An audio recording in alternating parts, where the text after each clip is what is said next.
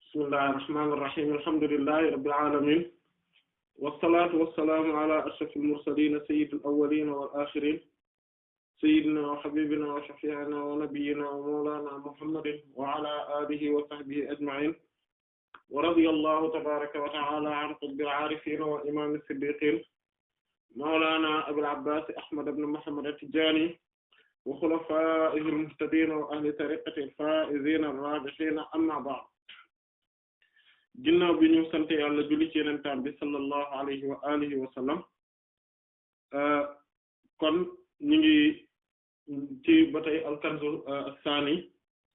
ci al-kunuuz al-ashara bu samahat bu ci hayaatul kawni ci al-kanz as-saani kon bu al-kunuuz al-ashara bu samahatul imam Salahuddin at-Tijani alayhi ridwan rabbani kon fi nga xamante ne moom lañu tolloon ci jotaay bi weesu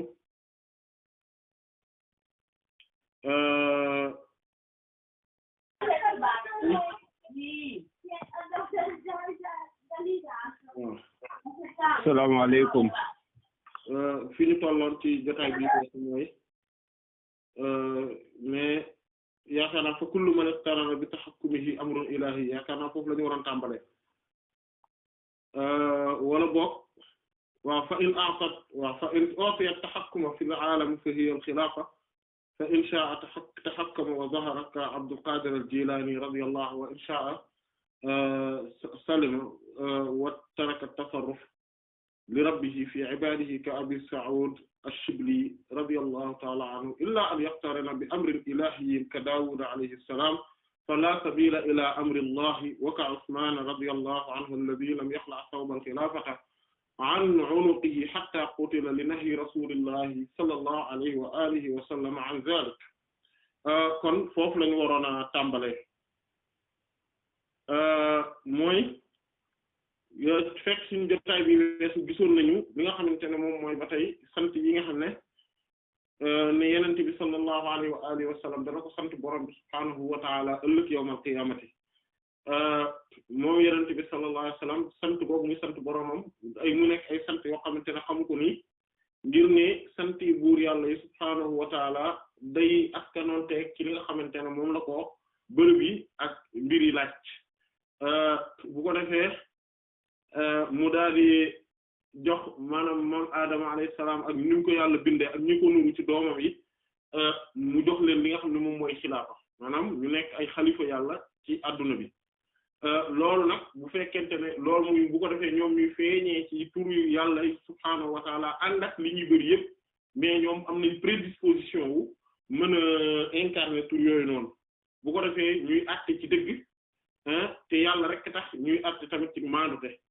te borom subhaanahu wa ta'ala moom mooy dëgg te moom mooy nga xam ne moom mooy ki maandu mooy ki jub loolu la ñu yemoon suñu jotaay bi weesu tey ñu waroon a dugg ci xeetu xilaafa bi loolu la maanaam mu ne su fekkente ne mu ne fa in utiya su fekkente ne dañu koo jox maanaam ki nga xam ne moom mooy xalifa bi dafa am ay feeñuwaay yu muy feeñoo waxoon nañ ne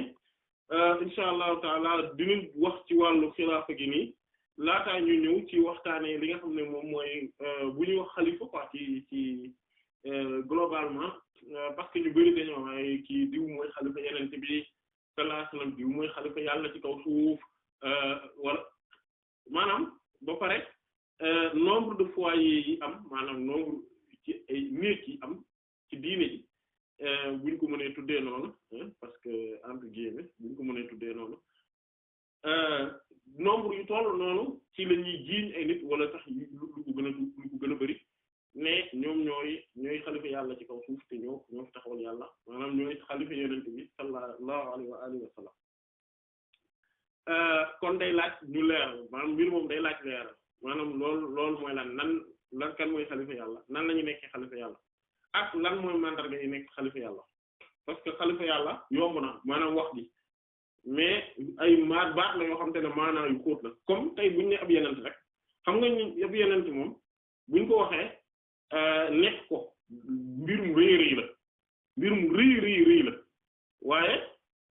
jiiñ ko nit xëy na mën naa yomb ci làmmiñ ci koo xamante ne xamul li muy wax wala boog mu ñeme yàlla wala boog xamul li muy wax kon xalifa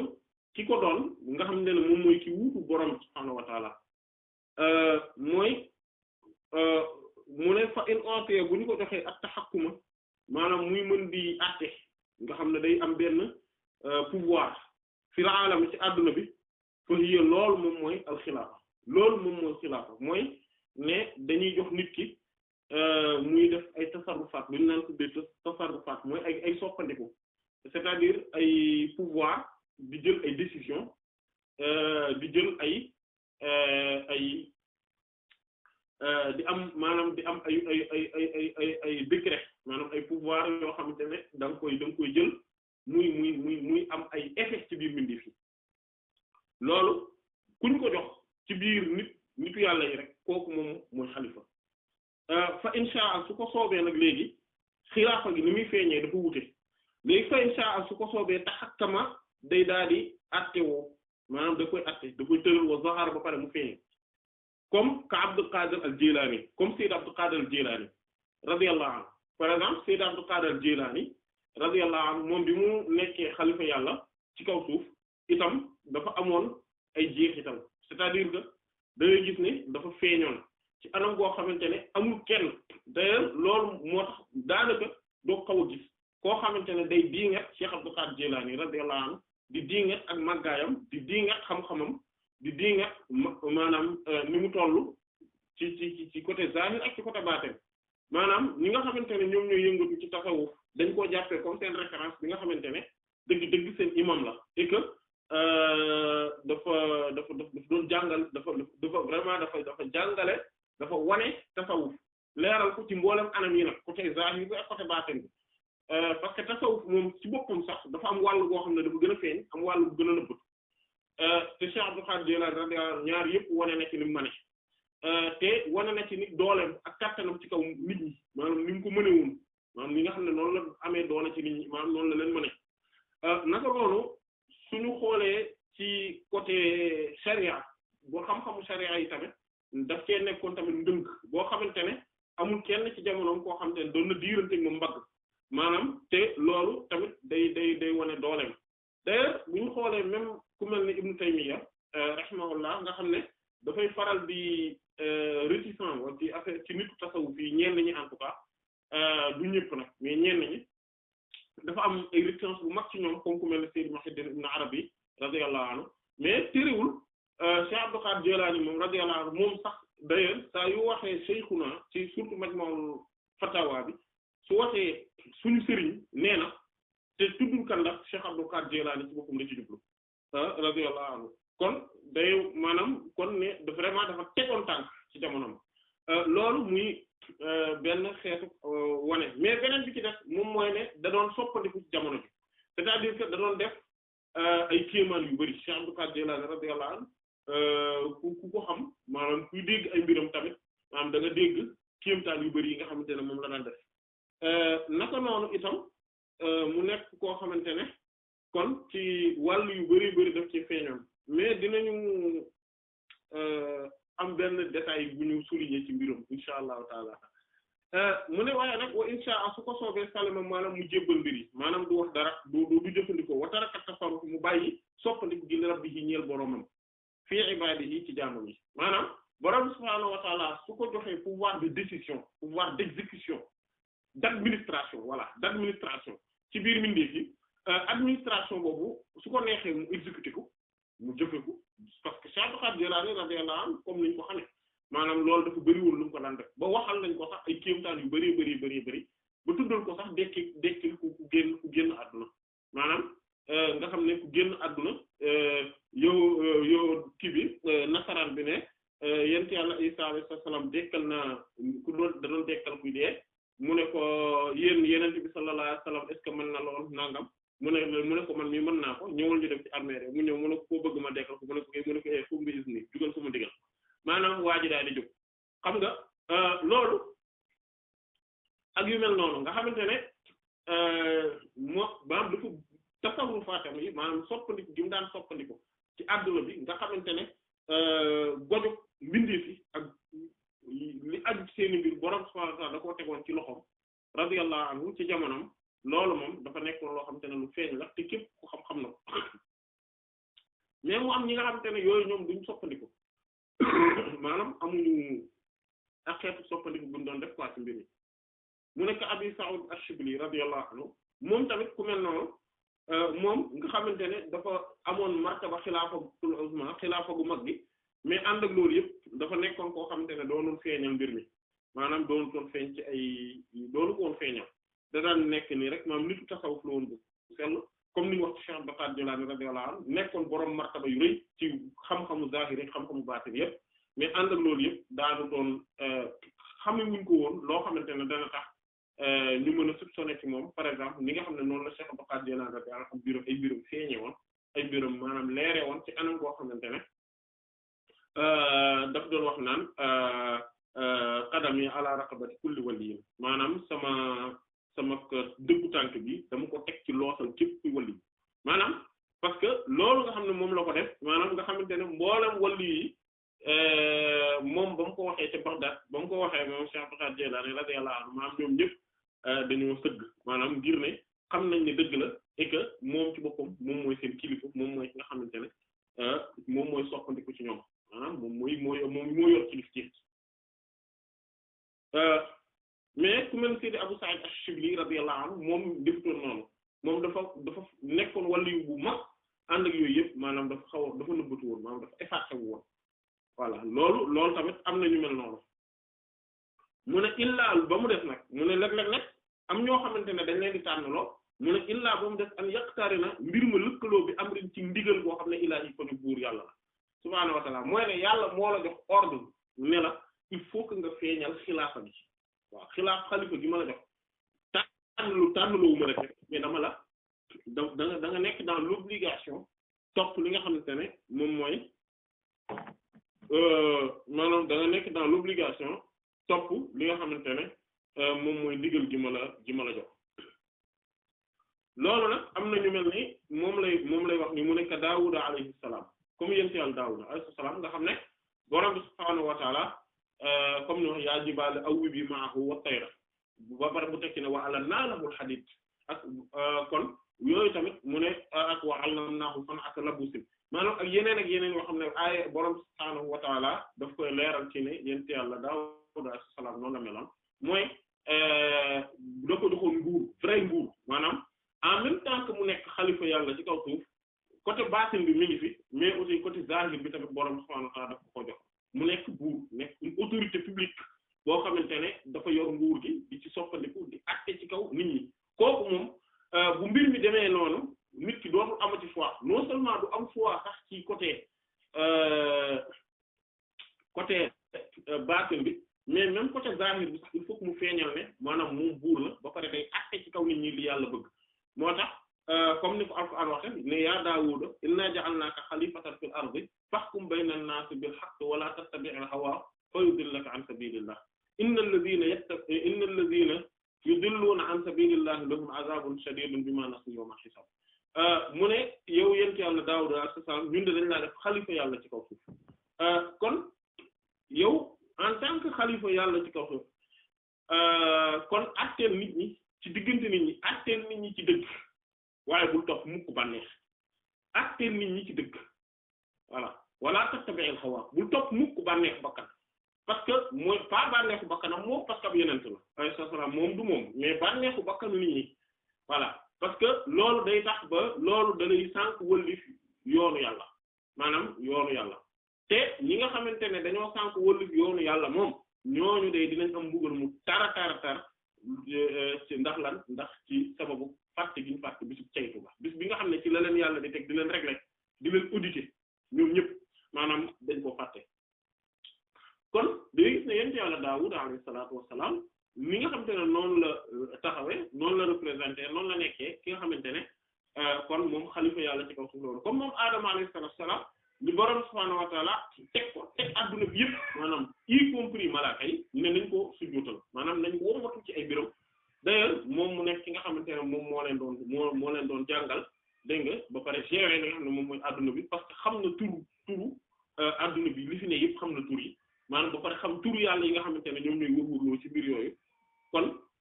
mooy mu leen di gérer maanaam kon gérance boobu voilà gérance boobu loolu moom mooy tasarruf bi te loolu xilaafa gi day ànd ak loolu maanaam loolu ku nekk xalifa yàlla ci kaw suuf faw da ngay ànd ak da ngay defaale loolu maanaam da ngay mel noonu loolu moom moo tax ki nga xamante ne moom mooy xalifa yàlla ci kaw suuf ci jamono ji kooku la ñuy tuddee xutbu maanaam dañ naan moom lañ naan xutbu zaman xutbu jamono ji après selon langage yi maanaam léeg-léeg dañ koy wax xawf parce que le fait que mu nekk ki nga xamante ne moom mooy axe central bi pivot bi mooy ki nga xam ne autour de moom la lépp di wër-wërloo et que borom subhaanahu wa ta'ala maanaam moom la borom subhaanahu wa ta'ala def ne mooy roosu adduna bi c'est-à-dire que comme yaram ni mu mel ni roos mel ci yaram nga xamante ne bu dañee ni yaram bi day màbb maanaam ñu ne dee na noonu la xutbu bi mel ci adduna bi maanaam moo tax adduna bi du ñàkk xutbu mukk faaw dana am kenn koo xamante ne kooku moom mooy nekk xutbu bi moom mooy bërëbu yàlla xool gi muy xool mindee fi maanaam moom mooy bërëb bi voilà ni nga xamante ne noonu la kaaba gi nekkee centre bi nga xamante ne tey bu ñuy julli maanaam ñëpp foofu la ñu war a jublu maanaam mbiri jaam yëpp borom subhaanahu wa ta'aala foofu la koy concentré maanaam ci jëmmam la koy jaarale kon moom xutbu bi léegi moom en tant que xutbu day yore mboolem caractéristique maanaam mboolem mbir yi day koy incarner c'est-à-dire que turu yàlla yëpp ak melo yi yëpp da koy incarner day incarner tamit ismullahil azam maanaam ismullahil azam muy turu yàlla bu mag bi moom rek moom mooy seule personne bi nga xamante ne ci adduna bi li muy rëy li muy bëri moom rek mooy nga xamante ne moo ko yor ba pare incarner ko amul keneen ku mën a doon incarner wul turu ismullahil azam amul defu ko li mu def moom mooy bu fekkente ne borom subhanahu wa ta'ala daf ko boole ci borom jagle yu garaaw yu exceptionnel yi li ko yàlla lay defal rek mooy da koy xamal ismullahil azam ba pare xamal ko li nga xamante ne moom moo ci wër-wërloo ak yu mel noonu loolu lay mën def loolu moom mooy am ci mbiram mais du nekk mu ko incarner ismullahil azam ndax kenn rek koy incarner mooy xutbu et que lépp lu jëm ci jaam yi faw ci xutbu boobu lay jaare maanaam xutbu boobu bu taxawee nag en tant que ki nga xamante ne moom mooy xettali jaam yi maanaam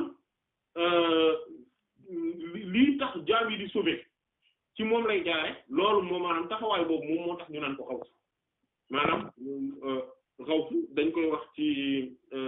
tubaab naan le secours mooy nga xam ne mooy xettali jaam yi mooy xawsul wara voilà mooy xettali mbindeef kon nit kooku day amee ay caractéristiques yoo xamante ne yu bari lay doon en même temps c'est-à-dire que day feeñee en même temps ki gën a xam ci nit ñi mais day feeñee aussi en même temps ki gën a réer ci nit ñi day c'est-à-dire que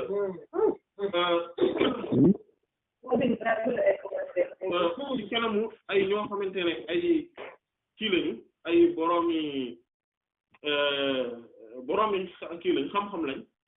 nga xamante wala boog ku ñëw ci seen kanam di leen wan ne yow am na loo jàng am na loo xam nga nangam ak yooyu noonu ñoom dañuy feeñal rek seenu ñàkk xam maanaam moo tax mën ngaa nekk ak ñoom ay doo imaginer nit ñi am nañ xam-xam wala xam nañ dara ci wàll googu lu tax parce que da ngaa ñëw ci seen kanam en tant que koo xamante ne da nga leen a wan ne yow da ngaa xam da ngaa say mbir daa yëkkatiku ak yooyu noonu ñoom ñu wan la beneen côté bi maanaam côté beneen bi mais ñoom day noonu man moom xaw ma dara man xam nga rek xam nga taalibe laa xam nga nangam ñu wan la côté boobu soo ñëwee ci ñoom tamit en tant que koo xam ne xamoo ba pare nga bëgg xam nga gis ñu jullil la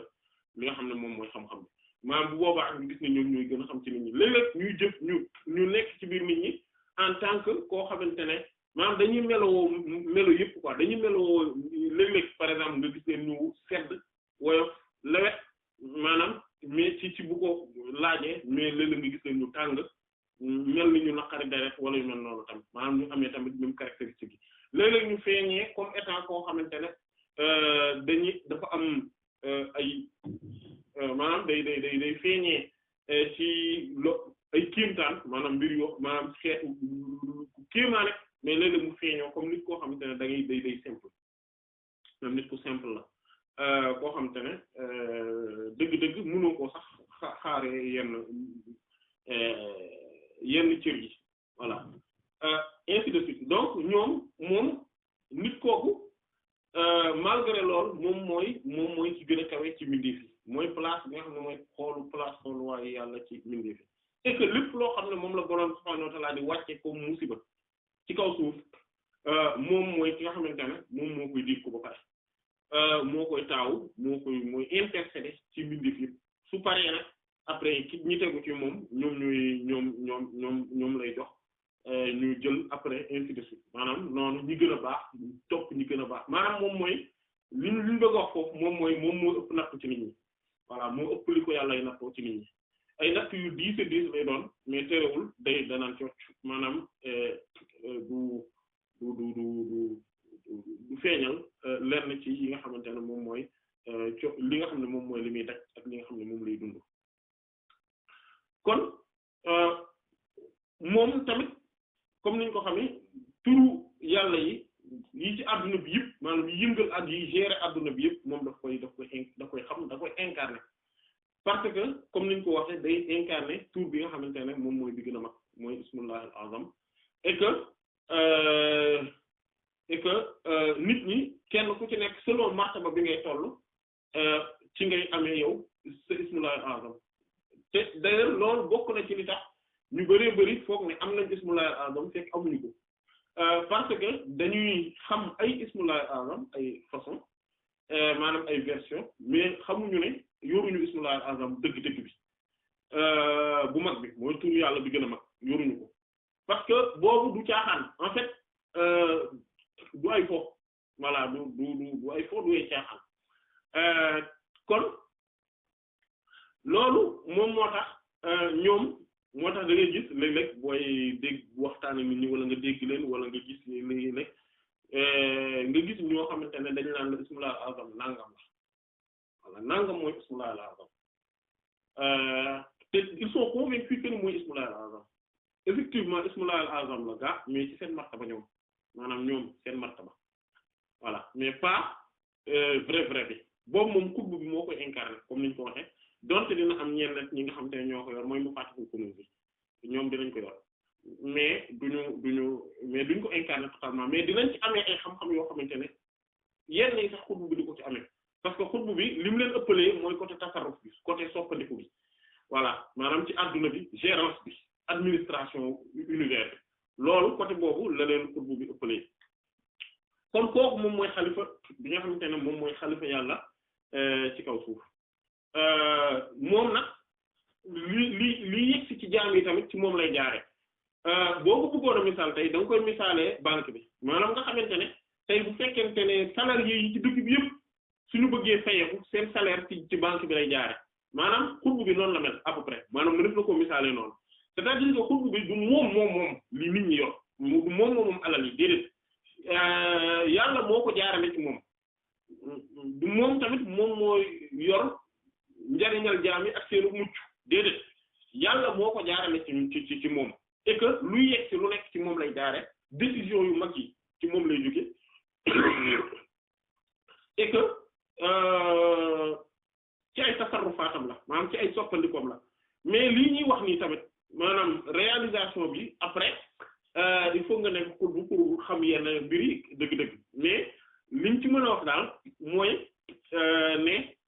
c'est spirituel maanaam du loo xamante ne lu kii la maanaam du lu matériel maanaam du mbir mu matériel c'est-à-dire que xutbu bi du nekk benn nit boo xamante ne day toog par exemple di xalaatandoo en même temps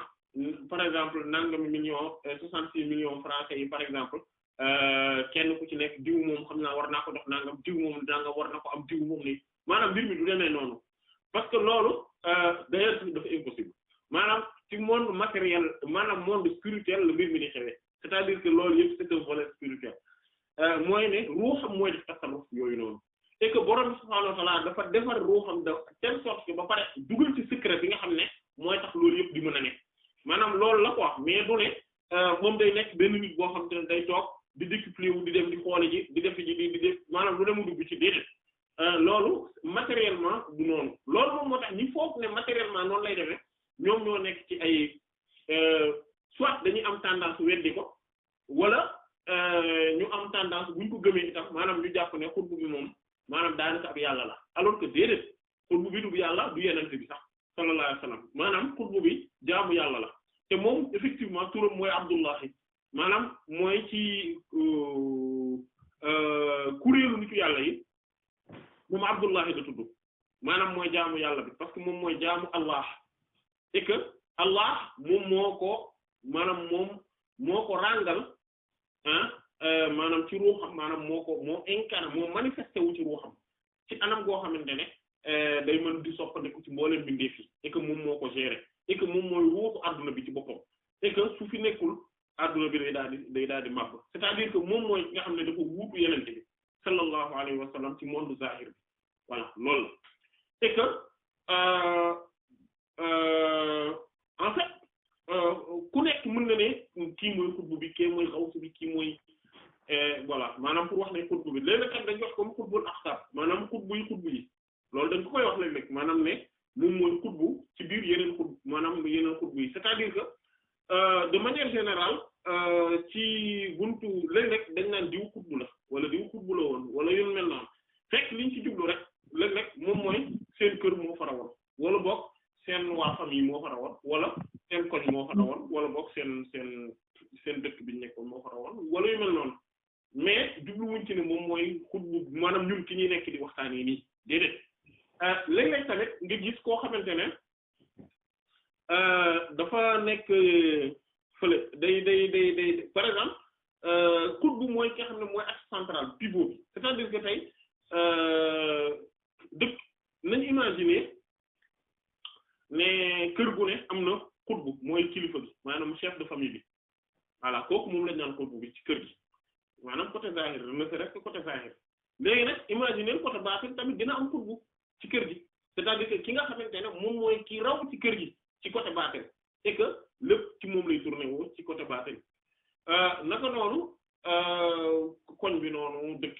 bi par exemple maire bi mooy xutbu bi et que ainsi de suite bu dee département bi préfet bi lay doon bu dee région bi gouverneur lay doon wala chef de région ci maanaam ñooñu voilà yooyu maanaam kon da ngay gis ne mbir mi loolu ni mu amee ci zahir nag loolu la amee rek ci baatin mais exactement noonu la amee ci baatin léegi nag mu am ki nga xam ne moom moo raw ñëpp moom yamul ci réew yamul ci région maanaam région li ñu ci jublu mooy région géographique c'est-à-dire pas région bu nekk ci benn pays benn état déedéet mais région géographique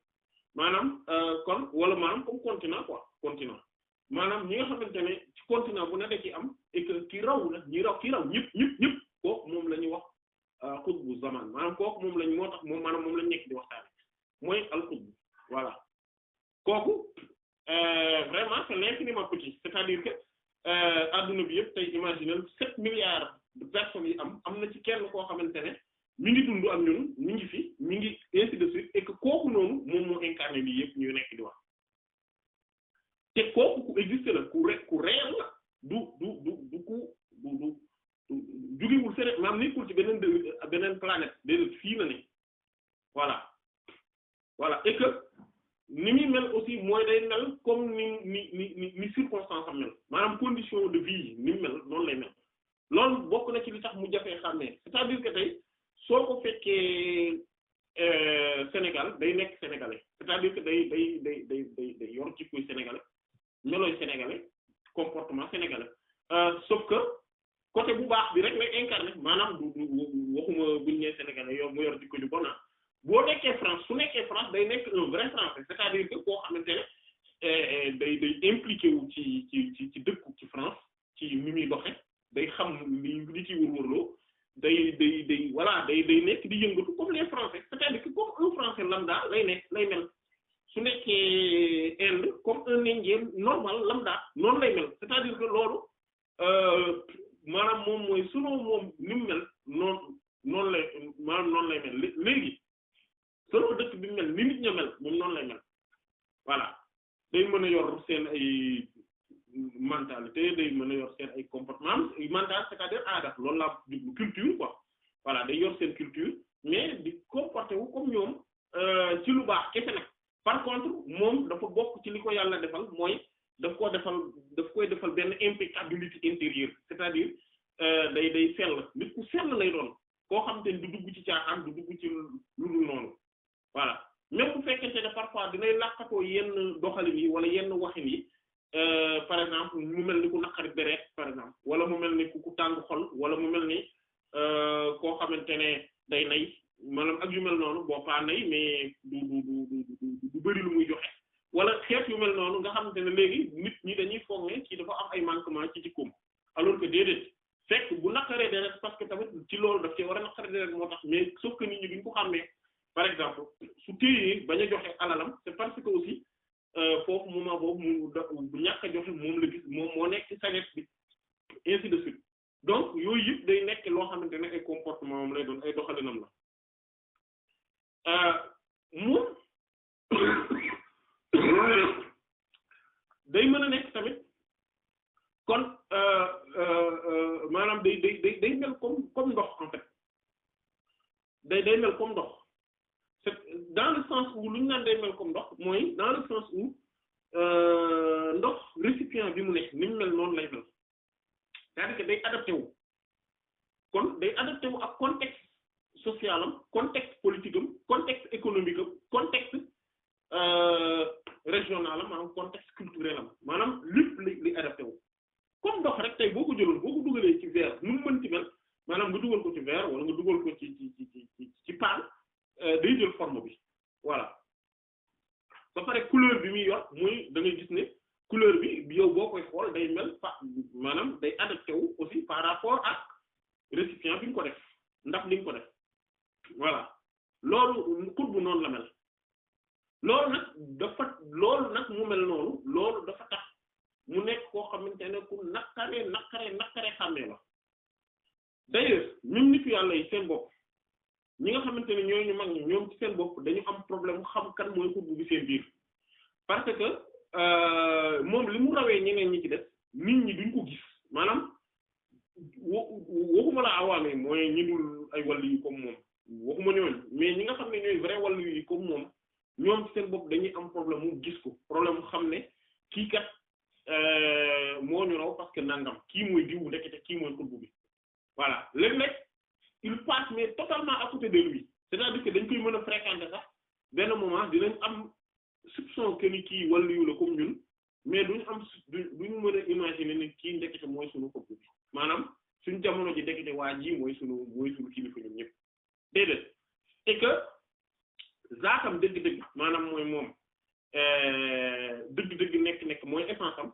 dafay nekk Makka ci Kaaba gi maanaam pilier la fa ci Kaaba gi et que après mu am ay jëmm yu wuute yoo xamante ne yuy def tasarrufaat lañ ci jamono ci fu ne mais sauf que jëmm yooyu ay jëmmi baatin lañ mais day am benn jëmm nag boo xam ne mooy jëmm zahir boo xamante ne moom lay amee te jëmm zahir boobu moom lay nekkee ci biir nit ñi et que boobu moom mooy am fu mu juddoo fu mu nekk fu mu màggee ainsi de suite mais que moom borom subhaanahu wa ta'ala au moment où xam na ni kii ci agal day nekk xutbu maanaam dafa am ay signes yoo xamante ne day feeñee ci moom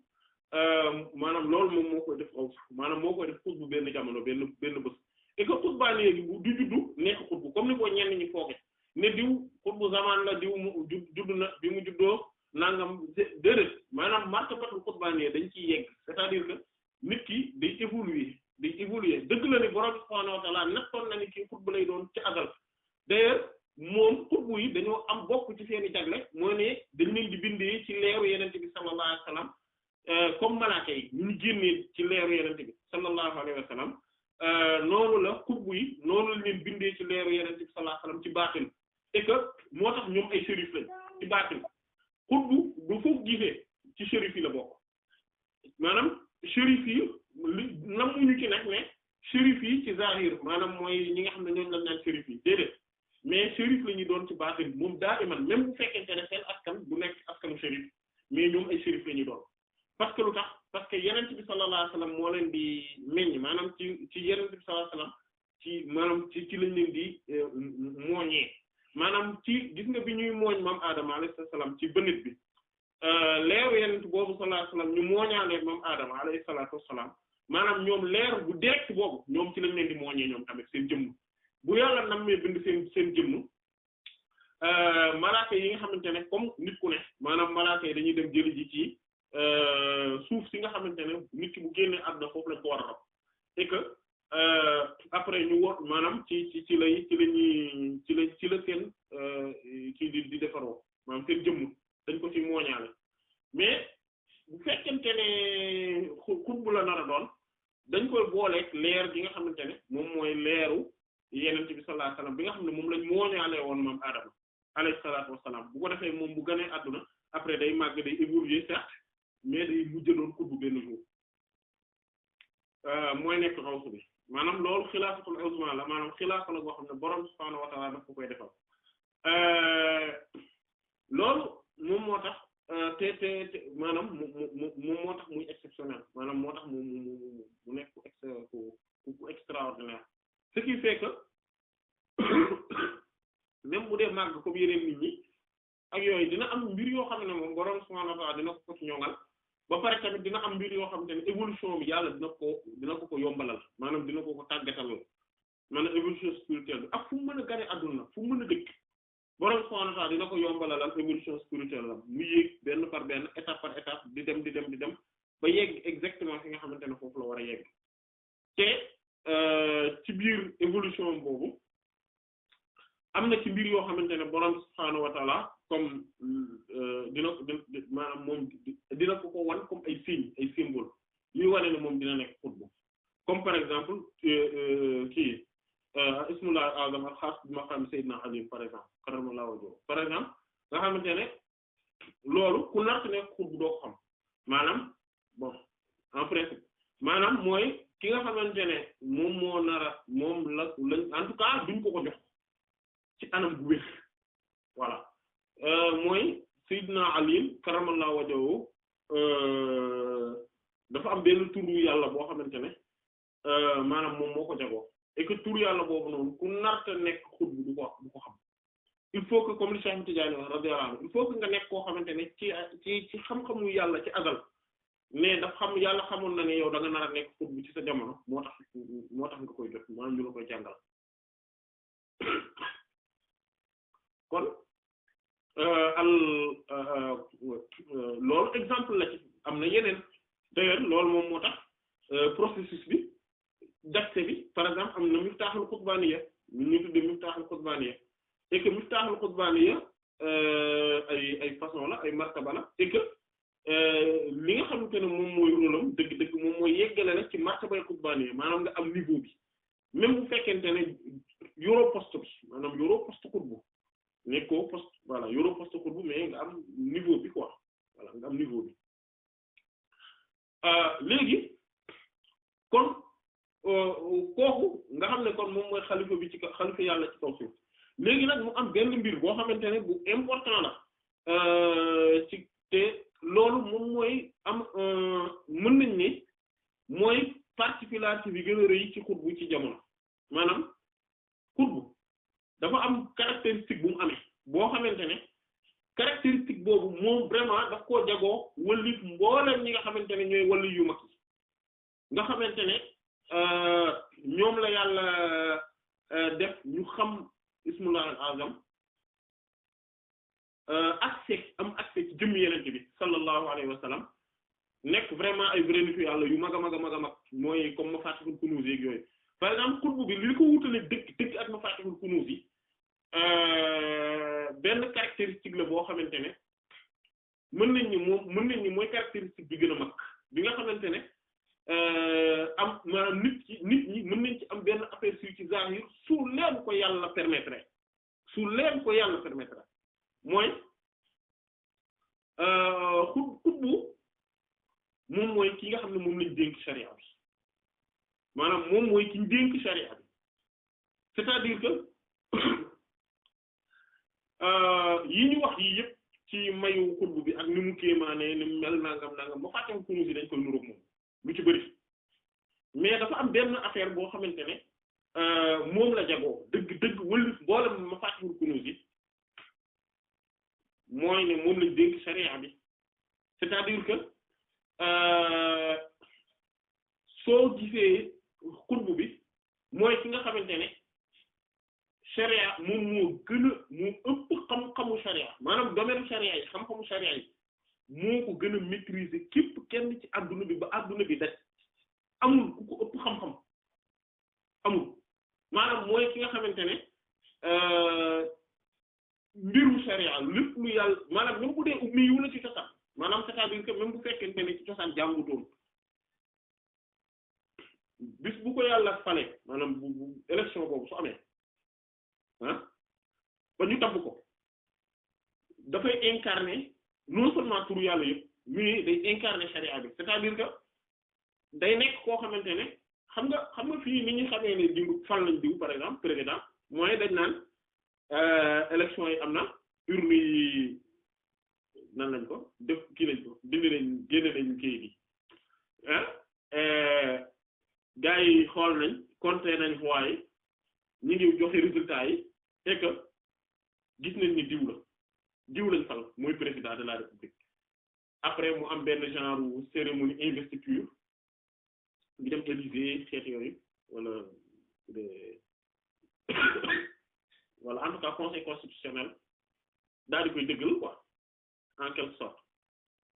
mu nekk loo xam ne dañ koy xam maanaam lu matériel lu physique lu ñu gis lay doon xutbu nag du demee noonu buñ ko falee xutbu du demee noonu buñ ko falee xutbu day nekk ki nga xam ne mooy gérer adduna bi mais dañ koy ràng maanaam aussitôt day daal di xam tur yàlla yépp ba pare xam-xamam ci ismullahi al-azam ak ci tur yàlla yi day infini c'est-à-dire que du am fu mu yem foo ko maanaam bis bu ne maanaam jamono ju ne mi ngi découvrir ay xam-xam yu bees ci yu jëm ci wàllu yàlla ci wàllu baatin mais loolu moom la concerne maanaam moom ci biiram la maanaam loolu nit ñi duñ ko gis mais li nga xamante ne moom la ñuy mën a gis ci ku ko yàlla xamal mooy ne day nekk koo xam ne day maîtriser charia bi mais ci anam goo xamante ni kéemtaan lay doon ci anam goo xamante ne téere yëpp comme ni ñu koy waxee téere yëpp suñu lakkoon moom ci boppam dina mën a taxawaat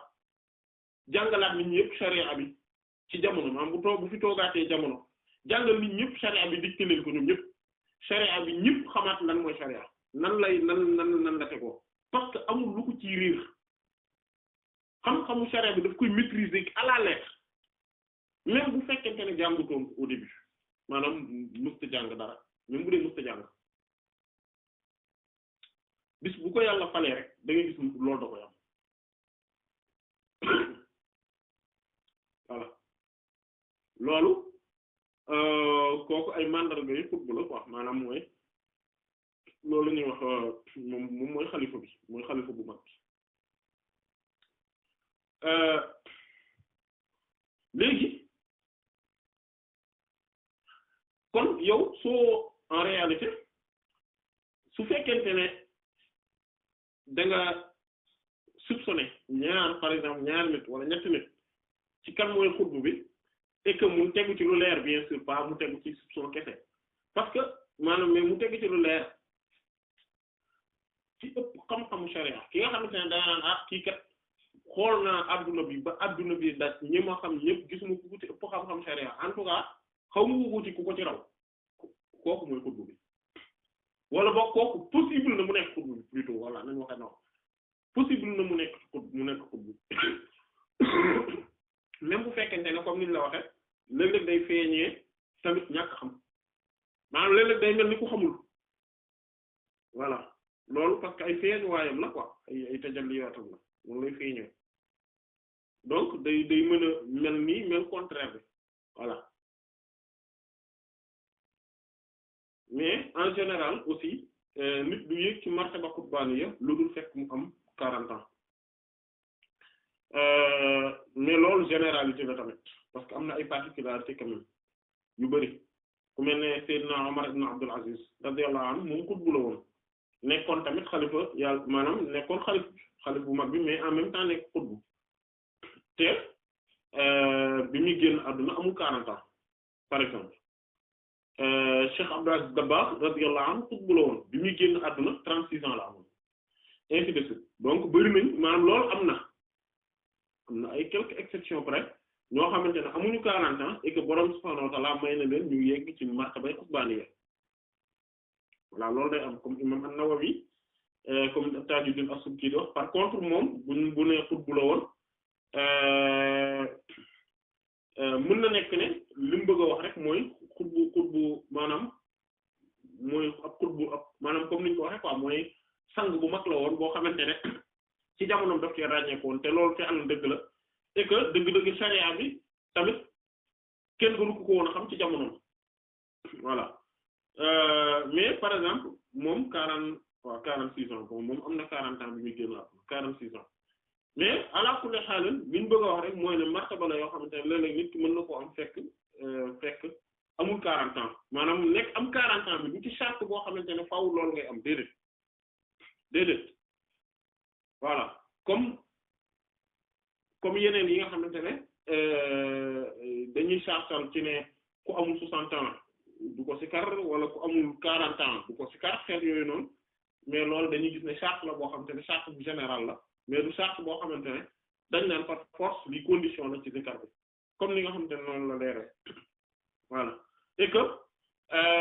même bu fekkente ne loolu tam beneen mbir la bu am mooy ne même bu fekkente ne xutbu bi am na turu yàlla bu mu jagoo moom maanaam ismullahil azam mais am na tamit version ismullahil azam boo xam ne moom la jagoo moom tamit maanaam xutbu bi tam moo ko jagoo loolu tamit am na voilà kon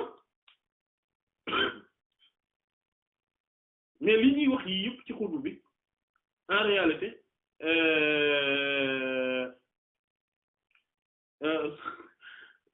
maanaam li muy faire comprendre mooy que ni kon xutbu bi moo raw ñëpp loolu lay faire comprendre que ni xutbu bi moom moo raw ñëpp mooy xalifa bu mag bi ci kaw suuf naam mais loolu c'est à nuancer maanaam voilà dañ ko war a nuancer quoi voilà et que dafa am ay subtilité bon peut-être que mu am ci yoo xamante ne xëy na du ñàkk dina ci ñëw peut-être voilà mais en tout cas am na ay subtilité yoo xamante ne am na ci quoi kon bu fekkente ne nag nit ki dafa nekk xutbu bi maanaam nekk kooku comme par exemple yent yàlla Yuusufa alayhi salaatu wassalaam gis nga borom subhaanahu wa ta'aala daf koo teg mu nekk xutbu bu mag bi ànd ak ne par exemple amoon na yeneen frère am yi nga xamante ne moom la maanaam fukki biddiw yi benn ak jant bi ak weer wi gis nga yooyu yëpp amoon nañ fi mais terewul moom voilà moom mu nekk xutbu bi bon après yooyu yëpp ay représentation la yoo xamante ne dans le monde batinique am na ay ku nekk am na lu mu taxawee maanaam ak seen ay maratib ak seen ay maqaamaat beneen bi ci des tam moom mooy xutbu bi am na dañ koy wax tamit alfardul jaami' dañ koy wax alfardul jaami' maanaam mooy càppaacoli bi nga xamante ne dafa dajale xam nga léeg-léeg am na mbooloo moo xamante ne léeg dañ leen di waxtaanee souvent ci suñu jotaay yi mooy ñi nga xam ne ñooy mafatihul kunuz yi wala boog ahlul mahabbati mais ñoom dañoo bokk ci benn groupe boo xam ne mooy ahlul itlaq voilà mooy ahlul itlaq mais dañoo bokk ci benn groupe bu ñuy tuddee afraad c'est-à-dire que mooy ay càppaacoli mooy ñi nga xamante ne ñoom dañoo singulier kenn lañ ay singleton lañ ci seeni jamono mais aussi ci jamono yëpp et que ñooñu dañoo nekk ñu exceptionnel jeex takk ci buur yàlla subhaanahu wa ta'ala ak yenente bi sallallahu alayhi wa sallam ñooñu xutbu bi ci ñoom lay bokk daa iman moo tax ñu mais moom dafa boole nekk fardu ba pare dajalewaat yeneen maqaama yi ba pare moo tax ñoo ko al fardul jaami' nga xam ne day dajale en même temps yeneen maqaama yi ci def yëpp moo tax xutbu bi soo ko fekkee en fait di nga ko fekk ci biir afraad yi mu nekk kenn ci ñoom mais boo ñëwee ci biir xutbu yi aqtaab bi di nga ko fekk mu nekk kenn ci moom moo tax ñu naan ko xutbul aqtaab maanaam xutbu yi maanaam loolu tamit bokk na ci ni ñu koy définir mooy xutbu yi da nga koo fekk tamit mu nekk kenn kese wét di xeet li mbindeef yëpp di jouer rôle boobu ñu naan ko al-Ghaws di nga ko fekk tamit mu bokk ci maanaam mu dajale yeneen martaba yi c'est-à-dire que soo ñëwee ci abdal yi ñi ñuy wax abdal yi maanaam da nga koy fekk mu nekk kenn ci ñoom soo ñëwee ci awtaat yi ñeent lañ mooy ñeent ñooñu nga xamante ne kenn ku ci nekk yaa nekk ci coin wu kaaba gi ci sa za et que ngay gérer benn wàll ci adduna bi maanaam ñeent piliers yooyu muy voilà ci waaw ñooñu kenn ki maanaam xutb bi di nga ko fekk mu nekk kenn ci ñoom soo demee ci abdal yi muy set yi di nga ko fekk mu nekk kenn ci ñoom soo demee ci nujaba yi di nga ko fekk mu nekk kenn ci ñoom soo demee ci nuqaba yi di nga ko fekk moom xutb bi wëlbatiku nekk ak kenn ci ñoom voilà donc moom martaba wilaya yi maanaam ba ci xattaa biir diwaanu saalihiina maanaam fi mbooloo nitu yàlla yi di daje guddi gu jot même moom da nga koy gis mu nekk kenn ki nga xamante ne day bokk en même temps ci groupe yëpp maanaam kon mooy càppaaculi boobu nga xamante ne dafa dajale yeneen maqaama yëpp maanaam day nekk en même temps ci martaba yooyu noonu et que martaba bu ci nekk xutbu bi mos na ko xam na ko ba pare di joxe kenn ku ci nekk li ngay jot voilà te léeg-léeg benn partie bu ndaw ci moom li mu yor ñu ko yor dañuy foog ne kenn melul ni ñoom maanaam tellement que dafa nekk nit ku yéeme maanaam moo tax nekk xutbu suñ koy wax nii du affaire bu woyof en fait du lu tuuti buñ naan diw xutbu la il faut que ñu comprendre maanaam balaa ngay moo tax ku ko xam day réticent maanaam day def attention balaa muy ne diw mooy xutbu bi diw mooy xawsu bi parce que spécificité la boo xamante ne déjà ku ko nekkul pour nga mën a xam ne yow keneen ki la loolu moom ci maanaam daanaka dafa bokk ci li exceptionnel c'est-à-dire que nekk xutbu du maanaam pour li tax ñuy wax ni mooy ñu ngi koy jiñ dañuy bari te ku ne jàpp nga ni sa sëriñ la mais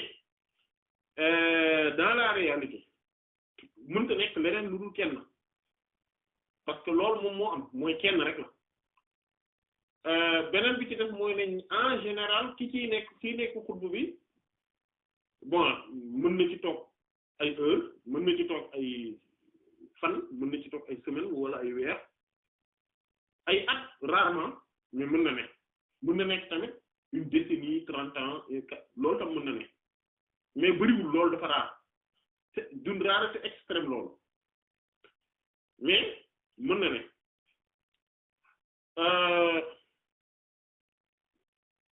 mais kii nekk xutbu bi c'est-à-dire que nit ki mën na nekk sax ki dend ak xutbu bi ci martaba nekk wakil bi maanaam mooy ki nga xamante ne xutbu bi su jëlee maanaam décision yu mag yi suñ ko jëlee kooku moom lañ koy jox maanaam mooy interprète bi moom moo war a kenn ku ci nekk mu jox la sa rôle tamit ci biir diwaan bi ku ne maanaam rôle bi nga war a jouer ci adduna bi yow lañ koy jox ki nga xam ne mooy xutbu bi di xawsu bi moom mën na maanaam kooku noonu mën na koo bañ a xam mën naa bañ a xam ne diw la te lu ci bari sax day nekk koo xamante ne du xam ne moom la voilà maanaam xam identité xutbu bi xawsu bi dafa bokk ci li nga xamante ne mooy di gën a jafe voilà dafa jafe voilà donc diw xutbu la woon di bari na ñuy wax ne ay xutbu lañu woon fekk duñ ko woon xaajuñu ko woon jege sax xaaju mais maanaam dan duñu sax martaba yooyu waxuma laat ba koy ne maanaam mais jegewuñu lu jege la jege loola la ko jegewuñ ko tellement que dañ koo dand mais dañ lañ koy jiiñ nga gis gars yi di ko wax woykat yi di ko woy ñeneen ñi di ko bind ñii di ko li ku nekk di ko wax mu siiw fekk xaaj lu ko ba koy jege parce que mbir la moo xamante ne quand même lu exceptionnel la léegi kon yent yàlla Daawuda alayhi salaatu wassalaam moom par exemple xaalam mooy dañ ko jox xutbaaniya ba pare muy xilaafa bi maanaam xilaafatul usma lañ koy wax mooy xilaafa gu mag gi bu ñëwee ci wàllu tariqa bi incha allah ak xilaafa gi ni muy incarné woo ci biir tariqa bi dinañu expliciter quand même une partie ak subtilité bi nekk ci ne maanaam li doon wax naan il faut nuancer le fait que ne xutbu bi moo raw ñëpp il faut le nuancer loolu dinañ ci ñëw foofu incha allah kon borom subhaanahu wa ta'ala su joxee ndigal kenn ne ko foofu da ngaa war a feeñee xilaafa bi daf koy feeñee moom amu ci choix moo tax fala sabila du am yoon ilaa rabbi ci delloo amrillah ndigalu yàlla boobu foofu da koy incarner comme yonent yàlla Daawuda sax nga xam ne picc yeeg ñëpp dañ koo toppoon ak yonent yàlla Sulaymaan alayhi salaam voilà nga xamante ne nit ñi jinne yeeg picc yeeg ñëpp mu yilif leen ak aram yi day jaay àll yi ñëpp mu kii bi bu dee yonent yàlla Daawuda mu ne maanaam weñ yi sax dañ koo woyofalal yonent yàlla Sulaymaan alayhi salaam comme ni ñu ko waxee wala naa mantaqa tayri wa utina min kulli shay'in maanaam dañ leen a jox bépp mbir mais dañ leen a xamal waxu picc yi mantaqa tayri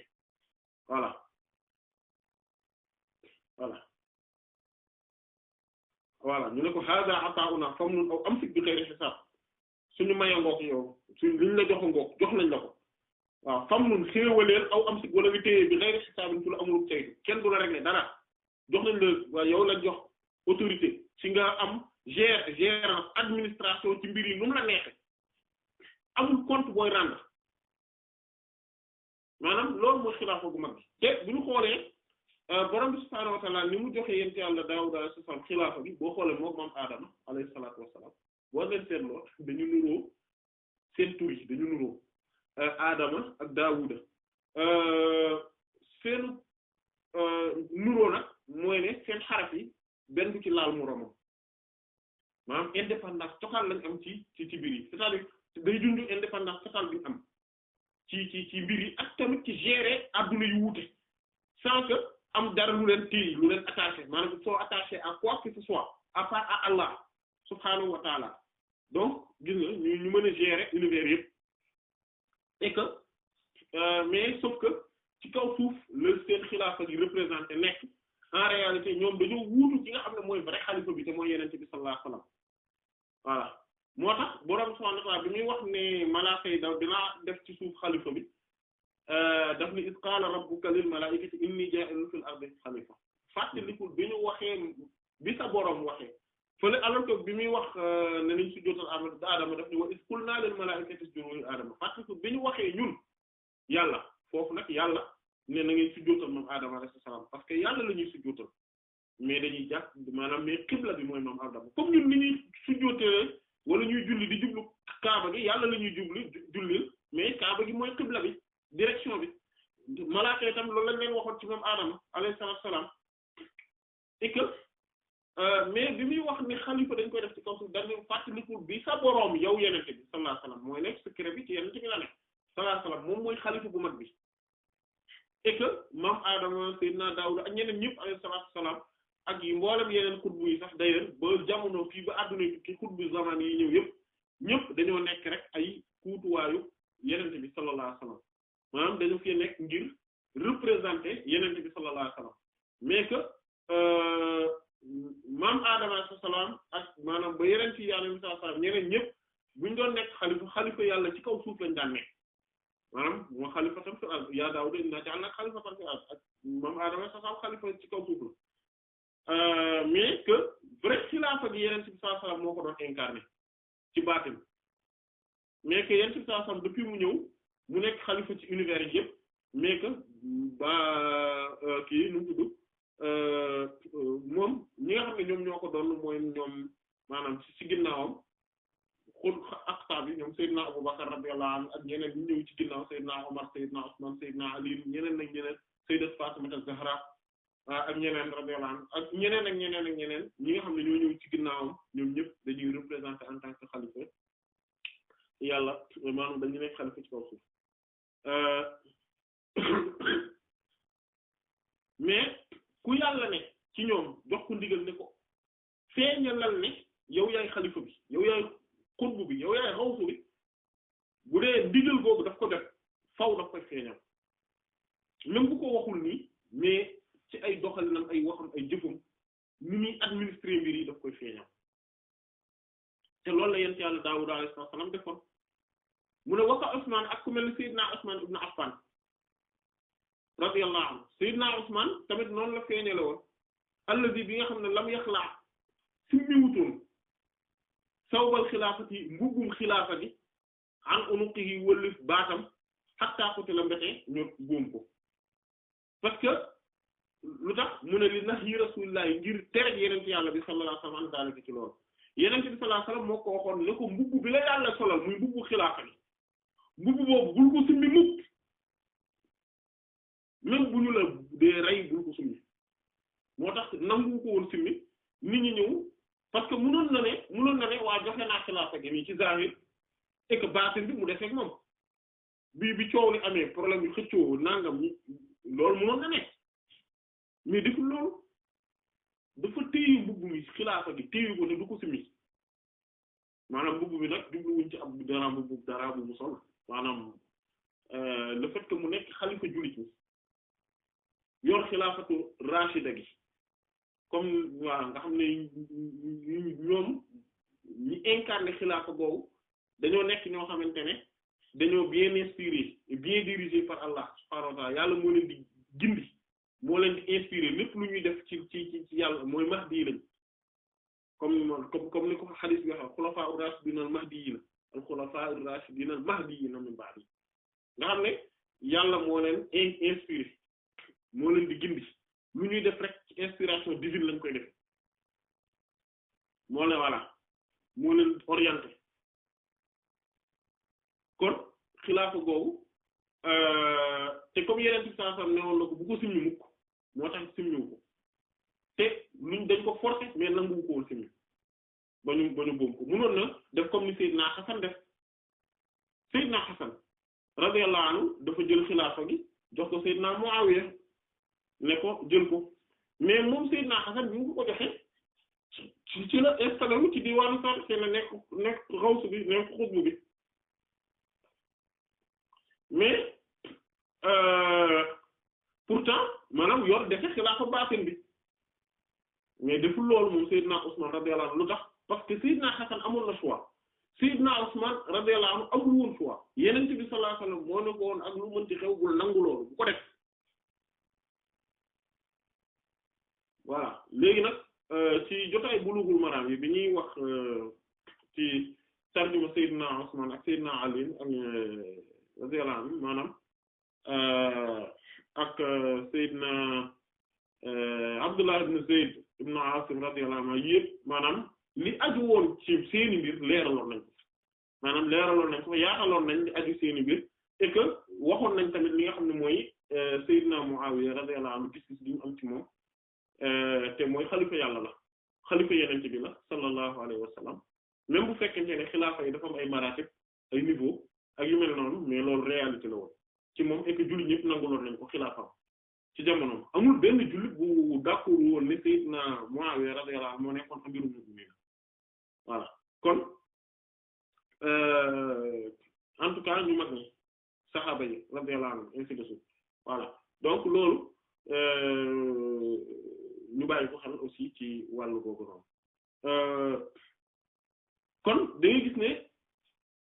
xilaafa yi dafa am kon ñoo xamante ne dañ koy feeñe ñenn ñi duñ ko feeñe kenn ku ci nekk ak martaba ak ni ngay feeñee lay sa xilaafa kenn ku ci nekk ak ni nga koy doxale ku mel ne par exemple nga gis ñoo xamante ne dañuy boole xilaafa zahir bi ak bu baatin bi en tant que qutbu zaman ba pare yor nekk xalifu jullit ñëpp ci zahir wala boog nekk sax buur ci biti voilà soit buur wala nekk xilaafa zahir bi comme par exemple ku mel ni exemple yiñ ci mën a joxe même buñ génnee cadre yeneen ci yàlla sallam comme ni mu ko joxe exemple mën nañ joxe xulafaa rashidun yi Seydina Abubakar Seydina Umar Seydina Usman Seydina Ali radiyallahu anhum ak Seydina Umar ibn Abdul Aziz radiyallahu anhu voilà ñi nga xamante ne dañuy yor xilaafa baatin nii mais duñu yor bu zahir bi dëgg moom mooy comme Abu Sa'id ash-Shibli radiyallahu anhu ak yeneen ñu bari ci xutbu yi dañuy nekk ay xutbu nii comme Seydina Abdullah ibn Mashish radiyallahu anhu Abdus Salam ibn Mashish radiyallahu anhu nga xam ne day yore wala boog kii Abu Madyana al-Qutb radiyallahu anhu Cheikh Abu Madyana al-Qutb radiyallahu anhu ak ñu mel ni ñoom dañuy nekk ay xaw ay qutb mais duñu incarné duñu ko def duñu am côté baatin côté zahir bi duñu ko feeñal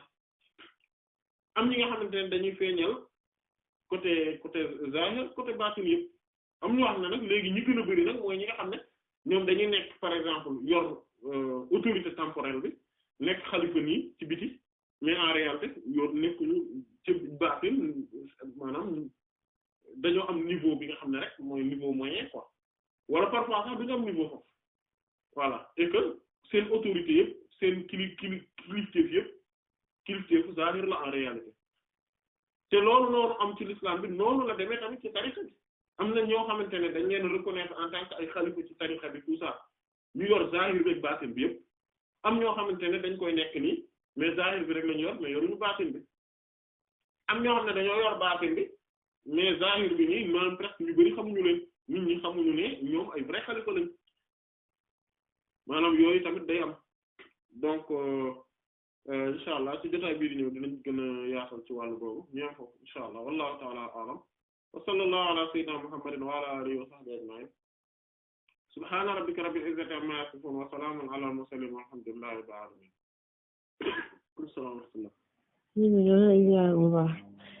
dama amoon ñaari laaj benn bi dama comprendre loolu mooy su ngay wax ni c'est rare xutbu bi moom mu mën a nekk ci kii bi ci xutbaani yeggee ay at est-ce que loolu dafay tekki ni moom nit mën na ci génn fekk moo ngi dund wala ñoom d'habitude buñ ci fisee yéeg rek dañ dul yàgg ci àdduna bi voilà en fait loolu tamit beneen kii la beneen aspect la bu graw ci martaba xutbaani ya en fait xam nga ñu bari en fait li ñuy jàpp ci xutbaani ya mooy dañoo jàpp ne nit ki su nekkee xutbu faaw day génn àdduna maanaam du mën a jóge ci xutbaani ya gi ñu bari loolu lañ jàpp même borom téere yi ji bind ci xutbaani même su am tasawuf sax noonu la ñuy faral di waxee mais en réalité mbir mi gën na compliqué loolu mbir mi gën naa compliqué loolu gis nga li say ni mu nekkee Seydina Hasan par exemple radiyallahu anhu mu nekkoon xalifa bi après mu bàyyi ko noonu la mën a nekkee tamit maanaam nit nekk xutbu zaman benn jamono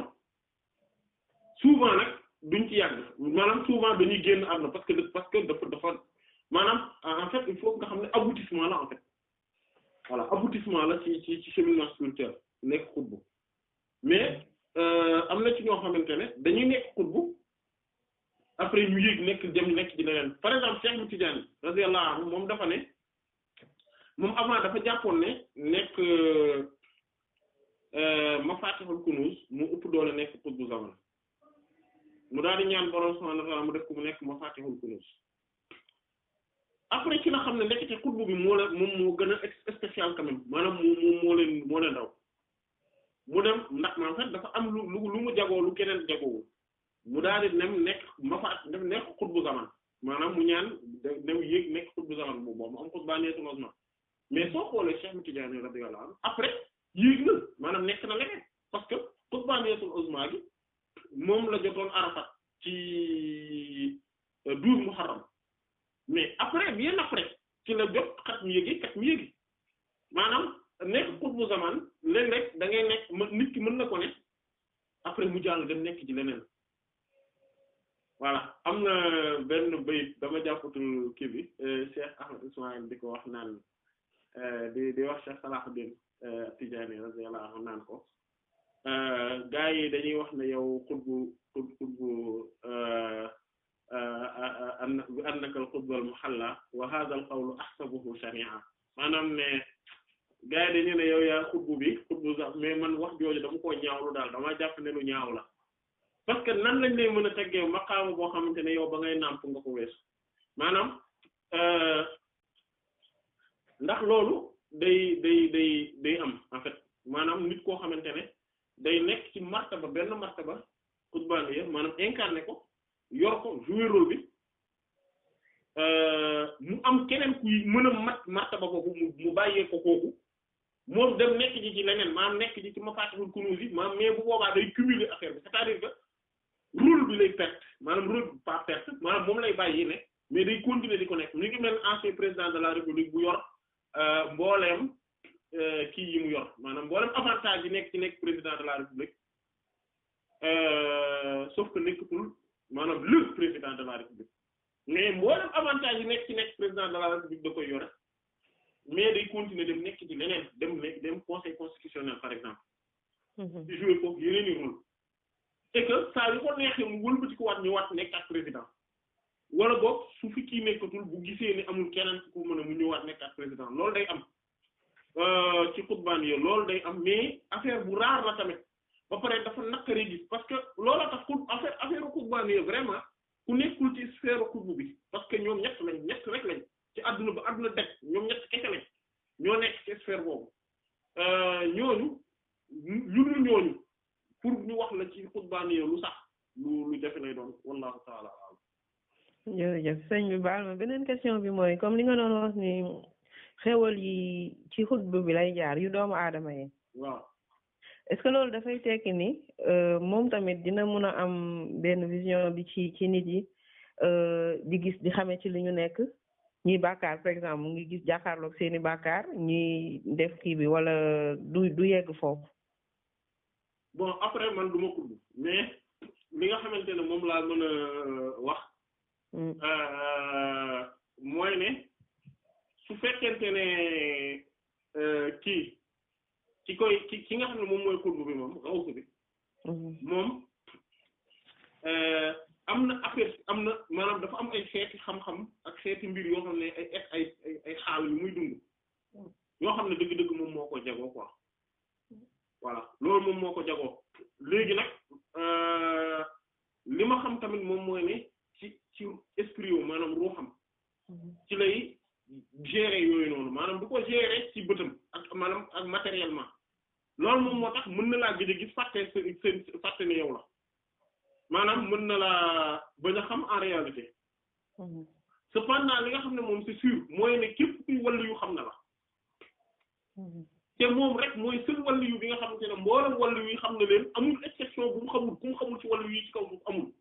ñëpp la xam kenn par kenn ak ku nekk sa martaba moom rek moo am moom moo am loolu ñeneen ñi ci des ñëpp amuñu exactement loolu noonu. d'accord voilà léegi gérance bi nga xam ne moom lay defee yooyu noonu ci ruuxam la mais du ci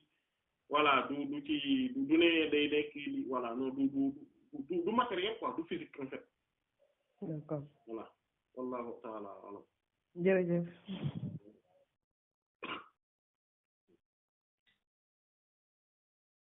incha allah xam naa ko ñu daal di ñaanalante ba jotaay bi di ñëw wallahu ta'ala a'lam wa sallallahu ala sayyidina muhammadin wa ala alihi wa sahbihi ajma'in subhana rabbika rabbil izzati amma yasifun wa salamun ala al mursalin walhamdulillahi rabbil alamin.